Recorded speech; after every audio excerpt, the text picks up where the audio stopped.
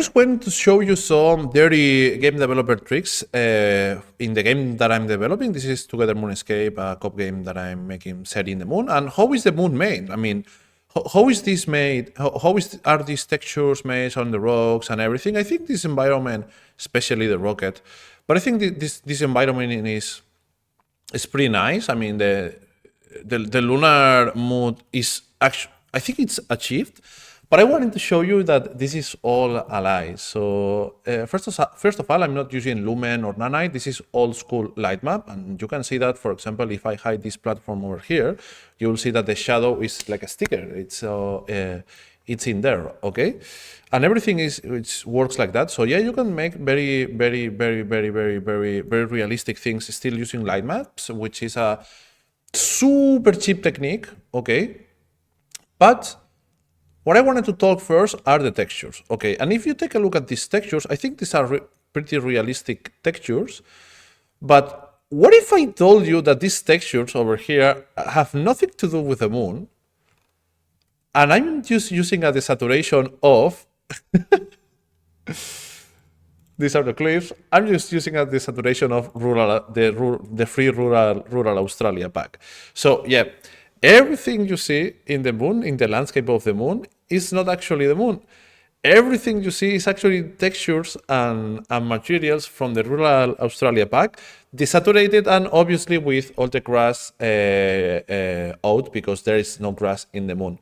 But yeah, every rock you see here, every pack you see here is done through the rural Australia pack, even the small pebbles. Obviously, it's not just a desaturation, so some adjustment had to be done. But I think it's amazing, and you see this is kind of this very fine lunar soil, and I think it's something that that really adds a lot to the pack. Aside from that, because this is a game, I need a clear way to show the players the path. So obviously, from these views, you can see that this is clearly the path, and I need a way to define the limits very clearly. And this is a pack of rocks that I've been using in my games since I don't know when, but many years ago. And the pack is this one, actually. So all these rocks, they also happen to be desaturated a little bit because they have a little bit more color, but it's quarry cliffs. This is a pack of rocks made by an ex-Ubisoft guy, and I think it's absolutely fantastic. Absolutely fantastic pack of rocks, to be honest with you. It's from Unreal Engine 4 times, but I mean, the rocks look amazing. And again, Lumen on a night.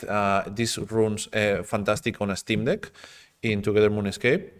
And you have the free demo also available if you want to play the game. But look at these fucking rocks, man. I think they are absolutely great, and I still use it. And for example, instead of a cliff, when I'm doing a cliff, okay, instead of just using the landscape tool to kind of lower and setting everything, there's one.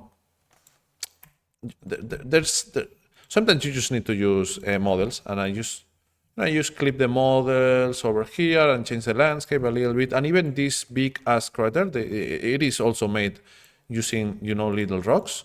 And I use a very dirty trick, which is in the gameplay area. The rocks have a normal size.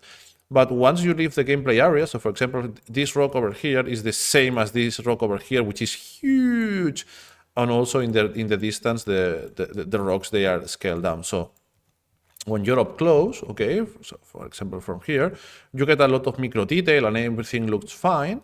And when you see something from far, you see this macro detail, which actually is the same detail as the one up close, but it just works. Aside from this, in this level, I also use a couple of tricks, which I love. And the first one is, everyone is talking about the Earth. Oh, the Earth, it's so round. The Earth is amazing. How did you make the Earth? Wow, show me more. Actually, the Earth is a flat Earth. So if I come close to the Earth and I rotate the camera, surprise! So yeah. Yeah, actually, you can see even the dome of the stars is something like that. So yeah, we don't have a spherical Earth anymore. It's just a disk. Because, and you could be like, oh my God, how are you doing this? It's because when you look at it from this distance, everything is absolutely fantastic. It's the same with the sun. The sun, it's just a disk with a glow material. And the stars, as you can see, it's just a dome full of star textures. But aside from this, there's something very interesting in this level too, which is the outside of the moon. So this is the landscape, which this is the gameplay area, this part over here with you can see all the blocking with the pink blocking volumes, okay? But this is the true landscape, and as you can see, the true landscape has some detail, okay, up to the, even if you are not there, because this is like kind of procedurally generated, it has a lot of detail. But if I go a little bit over here, you see that the detail disappeared, and I'm sure if you're interested in game development, you've seen something like this in out-of-bound videos in Skyrim or Red Dead Redemption, etc. So what the fuck is this? What the fuck is this? Because this is a landscape. This is something that, let me show you in wireframe mode.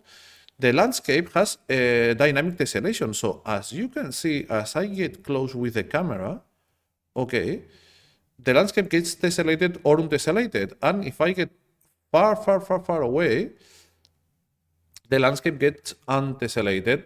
And because of this, this is kind of semi-expensive, I would say. This is not something that usually developers use in out-of-bounds places of the map. So what is this? This is just a model. This is just a model.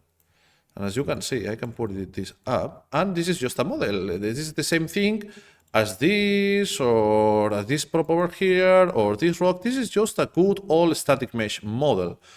But it is even worse than that.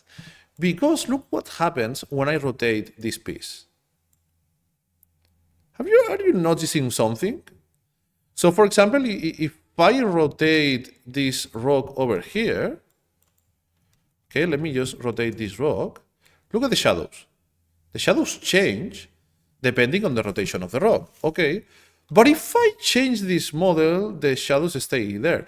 This is for a very simple reason. So this is not even a normal model. This is just a model. This is static mesh, which we can see over here. Okay.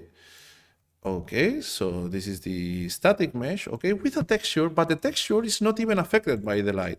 This actually has the same kind of texture that the sun has, and instead of having a base color like normally, it has an emissive color. What does it mean? That this is actually emitting light, and the light it is emitting, okay, the light this is emitting, this material is emitting, is the light of the texture. So the shadows are actually part of the texture. And if I open this, you will see that the shadows are actually baked in the texture. That's why I cannot rotate the texture. And if you will see this map very far away and from the top, you will see that all the craters has the exact same orientation, because otherwise, if, for example, I would rotate this, the shadows wouldn't fit. It's like, what the fuck is going on? And then your mind is starting to do some very weird things. So yes, this is how you construct a lunar environment, doing kick bashing of things over here and over there. And just let me spawn 2 players very quickly, because now that we know the dirty tricks that game developer uses, let's actually salute the flat earth from here. So this would be player 1. Okay, here I am. Let me come here. And this is player 2. Let me put it this way. And here I am. Here's the other player. Obviously, I'm playing in local. And now I'm just going to salute the earth and point to the earth to say, hey, this is flat. And my favorite one, which is no. No. And that's it. Guys, if you are liking this game, this is called Together Moonscape, and the free demo is already available. I'm crushing it on Steam, so you can all go play and experience the flat disc earth all by yourself. Bye bye.